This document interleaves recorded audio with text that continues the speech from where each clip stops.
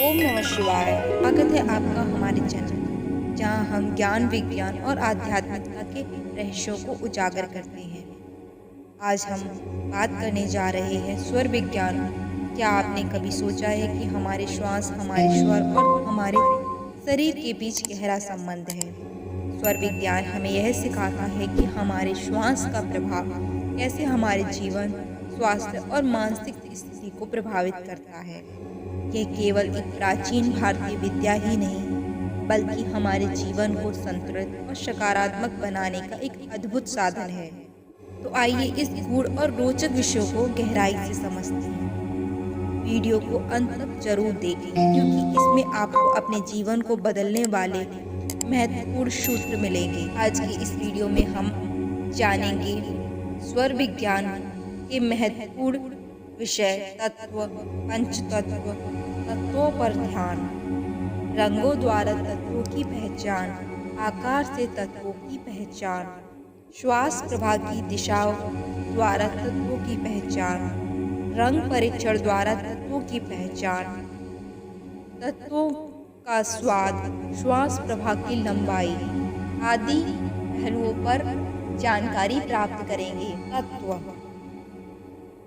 यदि सृष्टि 3 गुणों सत्व, रज और तम एवं 5 तत्वों की लीला मात्र है। 5 तत्व हैं पृथ्वी, जल, अग्नि, आकाश और वायु। ब्रह्मलोक से लेकर पृथ्वी लोक तक प्रत्येक वस्तु इन्हीं तीनों गुणों तथा 5 तत्वों से निर्मित है। विभिन्न लोकों के मध्य मात्र नाड़ियों में भिन्नता होती है। प्रत्येक बार श्वास भीतर लेने और बाहर छोड़ने की क्रिया के साथ साथ इन तत्वों में भी बदलाव आता है। तत्वों की गतिविधियों में विशेष सूक्ष्म अंतर्दृष्टि के साथ स्वरों का अच्छा ज्ञान व्यक्ति को मोक्ष की ओर लेकर जा सकता है। वह जो तत्व के परिवर्तन को अच्छी तरह देखता है और सृष्टि के क्षेत्र में उनके विभिन्न प्रभावों को जानता है, वह परमात्मा को देखता है। पंचतत्व। पृथ्वी। पृथ्वी तत्व का स्थान मूलाधार चक्र है। इसका रंग पीला है। इसकी तन्मात्रा है गंध। नासिका ज्ञानेंद्रियां तथा गुदा कर्मेंद्रियां इससे संबंधित हैं। यह तत्व अधिक हो जाता है तो पीलिया, मानसिक विकलांगता, भय आदि रोग उत्पन्न होते हैं। इसका बीजाक्षर मंत्र है लम। जल तत्व।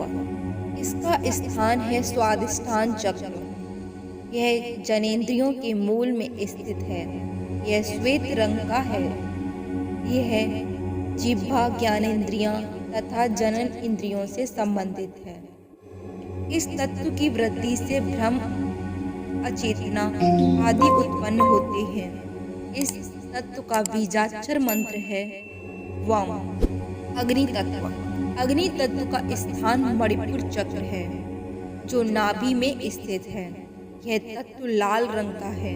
यह चक्षु, ज्ञानेंद्रियां तथा पैर कर्मेंद्रियों से संबंधित है। क्रोध, शरीर की गंध आदि इससे संबंधित है। इस तत्व का बीजाक्षर मंत्र है रम। वायु तत्व। वायु तत्व का स्थान अनाहत चक्र है, जो हृदय कमल में स्थित है। यह हरा अथवा नीले रंग का है। इसकी तन्मात्रा अथवा गुण स्पर्श है। यह त्वचा, ज्ञानेंद्रियां तथा हाथ कर्मेंद्रियों से संबंधित है। इस तत्व के संतुलन से अस्थमा, टीबी आदि रोग होते हैं। इस तत्व का बीजाक्षर मंत्र है यम। आकाश तत्व। इसका स्थान गले में स्थित विशुद्धि चक्र। काला रंग तथा काले धब्बे इसका रंग है। कुछ लोग ऐसा मानते हैं कि इसका रंग गहरा नीला है। इसकी तन्मात्रा शब्द है। यह कर्ण, ज्ञानेंद्रियां तथा जीवा कर्मेंद्रियों से संबंधित है। इसका बीजाक्षर मंत्र हम है। तत्वों पर ध्यान।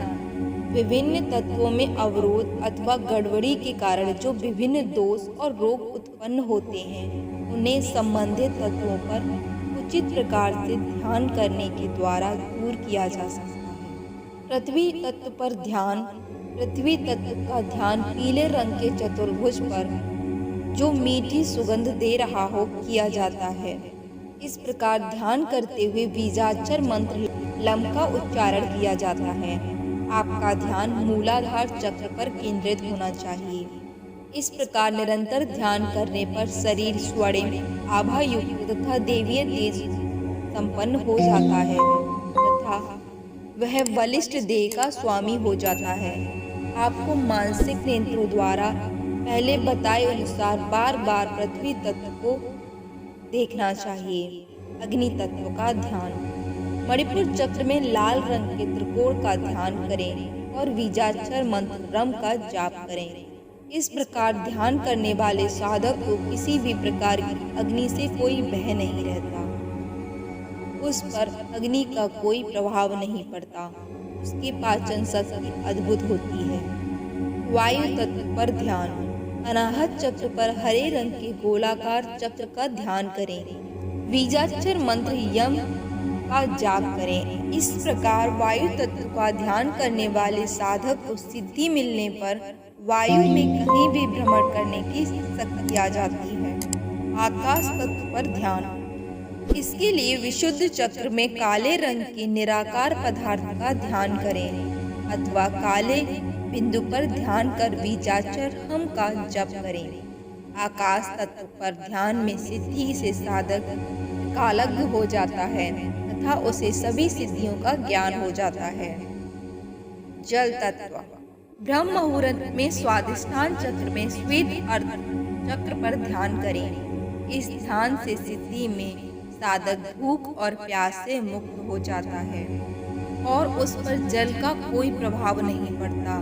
ध्यान के समय बीजाक्षर मंत्र वम का जाप करें। विभिन्न तत्वों पर उचित प्रकार से ध्यान करने पर इन तत्वों के कारण होने वाले विभिन्न रोग ठीक हो जाते हैं।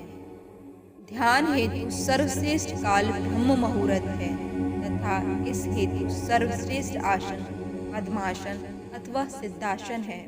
किसी विशेष समय पर कौन सा तत्व उदित हो रहा हो, यह जानने की बहुत सी विधियां हैं, क्योंकि तत्व हमारी गतिविधियों पर शासन करते हैं। इसीलिए इन विधियों का ज्ञान होना अति आवश्यक है।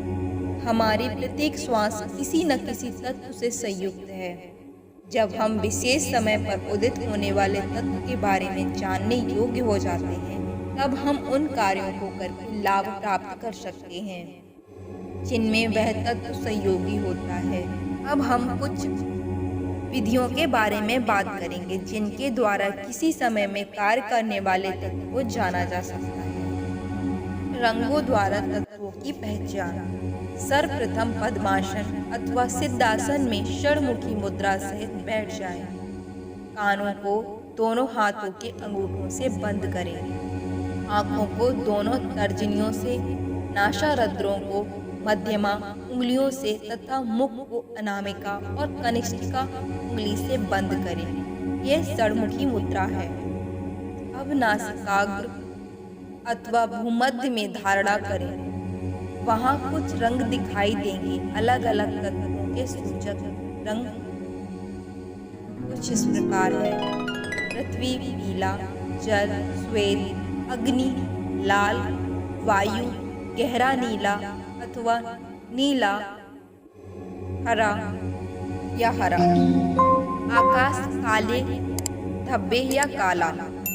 आकार से तत्वों की पहचान। एक साफ दर्पण हाथ में लेकर उसे नासारंध्रों से 6 इंच की दूरी पर रखें। अब दर्पण पर श्वास छोड़ें। श्वास की गर्मी से भाप जम जाए। यह एक निश्चित आकार में होती है। यह आकार किसी विशेष तत्व को सूचित करता है, जैसे पृथ्वी वर्गाकार अथवा आयताकार, जल अर्धचक्र, अग्नि त्रिकोण और वायु गोलाकार अथवा षष्ठकोण, आकाश छोटे छोटे बिंदु। श्वास प्रवाह की दिशा द्वारा तत्वों की पहचान। जब पृथ्वी तत्व प्रमुख होता है तो श्वास का प्रभाव एक सीधी रेखा में होता है। जब जल तत्व प्रमुख होता है तो श्वास थोड़ी नीचे की ओर जाती है। यदि श्वास का प्रभाव ऊपर की ओर हो तो अग्नि का सूचक है। तथा यदि सांस का प्रभाव न्यून कॉर्ड पर बिना किसी क्रम के हो तो वायु तत्व प्रमुख है, और यदि श्वास का प्रभाव नासिका के बिल्कुल पास जैसे कि नासारंध्रों के भीतर हो रहा हो, फैलते हुए हो रहा हो, तो समझ जाइए कि आकाश तत्व चल रहा है। रंग परीक्षण द्वारा तत्वों की पहचान।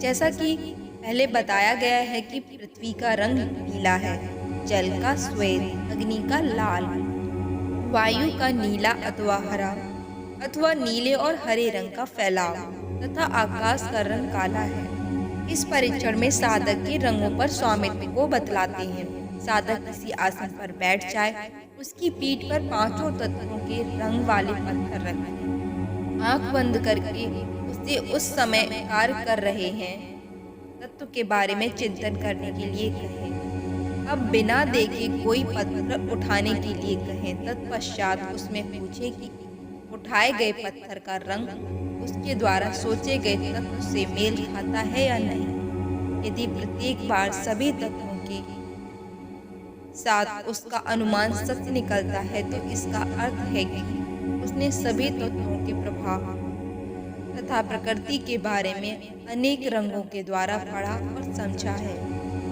तत्वों का स्वाद। पृथ्वी मीठा है, जल कसैला है, अग्नि खट्टा है, वायु तथा आकाश कड़वा। जब तत्वों पर धारणा तथा ध्यान किया जाता है तब ये स्वाद जीव की नोक पर अनुभव होते हैं। जब तत्व पर ध्यान किया जाए तब स्वाद को संयुक्त किया जाना चाहिए। श्वास प्रवाह की लंबाई। जब व्यक्ति श्वास प्रवाह छोड़ता है तो यह वातावरण में विलीन होने के लिए पूर्व में कुछ दूरी तक धीरी जाती है। हथेली को सामने रखकर या ऊपर नीचे हिलाकर इसका सरलता पूर्वक अनुभव किया जा सकता है। यदि श्वास की लंबाई 16 इंच हो तो जल तत्व होता है तथा श्वास की लंबाई 12 इंच हो तो पृथ्वी तत्व होता है तथा श्वास की लंबाई 8 इंच हो तो वायु तत्व, श्वास की लंबाई यदि 4 इंच हो तो अग्नि तत्व होता है। जब आकाश तत्व का उदय होता है तब नासारंध्रों के बाहर श्वास के प्रभाव का अनुभव नहीं किया जा सकता। यह नासारंध्रों के भीतर ही चक्र बनाती है और नासिका से बाहर निकलने से ही वायु में विलीन हो जाती है। तत्व तथा नक्षत्रों एवं ग्रहों आदि का संबंध। 5 तत्व विभिन्न ग्रहों और नक्षत्रों को प्रकट करते हैं। ये कुछ इस प्रकार है। पृथ्वी सूर्य एवं गुरु को सूचित करता है। जल चंद्रमा और शनि को व्यक्त करता है। अग्नि मंगल का सूचक तथा बुध आकाश द्वारा व्यक्त किया जाता है। चंद्रनाड़ी में अग्नि तत्व का होना शुक्र का सूचक है।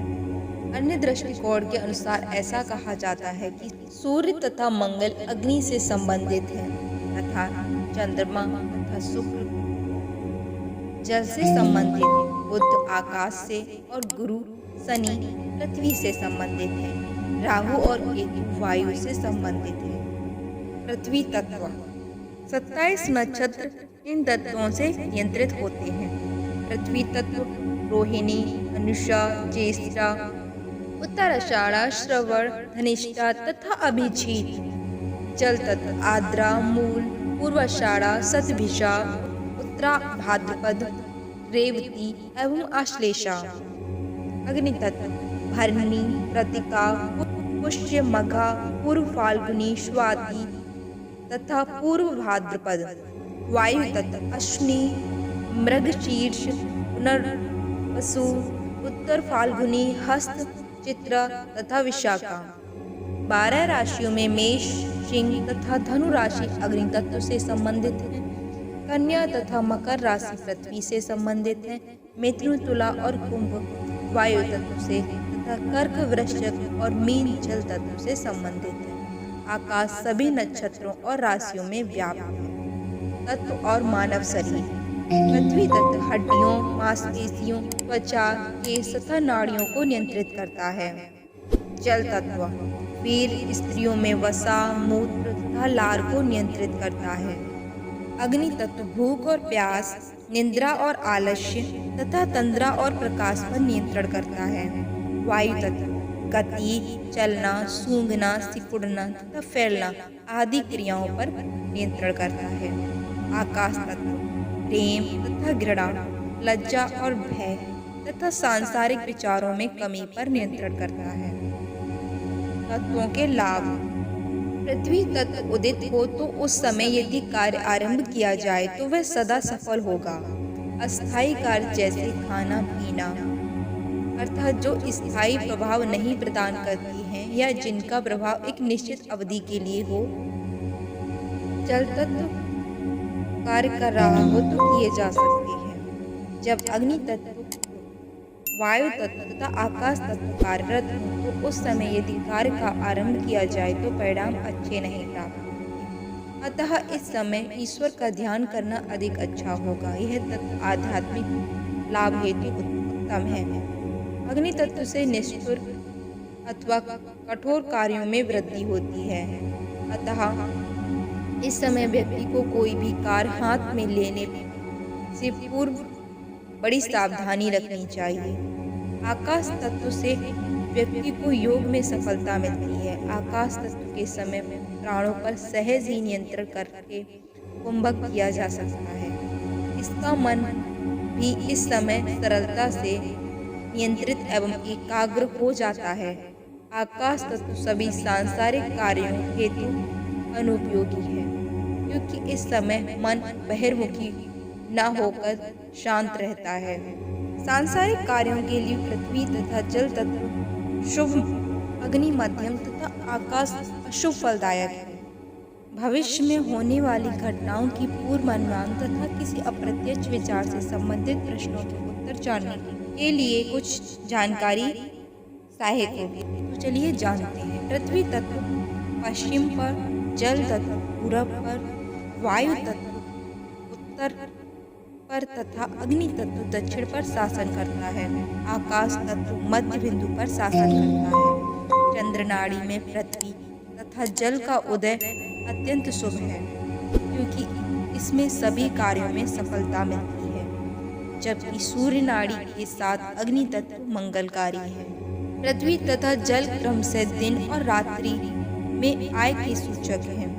अग्नि मृत्यु का सूचक है। वायु सामान्य कमी की ओर इंगित करता है तथा आकाश पूर्ण हानि की ओर संकेत करता है। पृथ्वी स्वायत्व, जल आय, वायु गति और स्थायित्व तथा अग्नि और आकाश हानि और मृत्यु को बतलाते हैं। पृथ्वी जड़ तथा भयंकर जीव जिनके बहुत से पैर हों से संबंधित विचारों को व्यक्त करता है। जल तथा वायु जीवित प्राणियों तथा चौपायों से संबंधित विचारों से वृद्धि करता है। आकाश के समय सामान्यतः कोई विचार नहीं होता अथवा इस समय स्वर्ग के देवों से संबंधित विचार मन में उत्पन्न होते हैं। इस वीडियो में बताए गए सभी विषय पूर्ण ज्ञानी योगियों के लिए हैं। योग में दृढ़ता स्थित हुए बिना किसी भी उद्देश्य जैसे रोगों के उपचार अथवा भविष्य में होने वाली घटनाओं संबंधी निर्देश आदि तत्वों का प्रयोग नहीं किया जा सकता। आज के इस वीडियो में हमने तत्व, पंच तत्वों पर ध्यान, रंगों द्वारा तत्वों की पहचान, आकार से तत्वों की पहचान, श्वास प्रभाव की दिशाओं द्वारा तत्वों की पहचान, रंग परीक्षण द्वारा तत्वों की पहचान, तत्वों का स्वाद, श्वास की लंबाई, तत्व तथा नक्षत्रों एवं ग्रहों आदि का संबंध, तत्व और मानव शरीर, तत्वों के लाभ आदि पर विस्तार से जानकारी प्राप्त की। उम्मीद है आपको यह जानकारी पूर्ण और प्रेरणादायक लगा होगा। अगर आपको इस विषय पर और गहराई से जानना है या आपके पास कोई सवाल है तो हमें कमेंट सेक्शन में ज़रूर बताएं। अगर आपको हमारा वीडियो पसंद आया हो तो इसे लाइक करें, शेयर करें और हमारे चैनल को सब्सक्राइब जरूर करें, ताकि हम आपके लिए ऐसे ही ज्ञानवर्धक वीडियो लाते रहें। स्वास्थ्य, शांति और सकारात्मकता से भरपूर जीवन जीने के लिए ईश्वर विज्ञान को अपनाएं। अगली बार फिर मिलेंगे एक नए और रोचक विषय के साथ। धन्यवाद।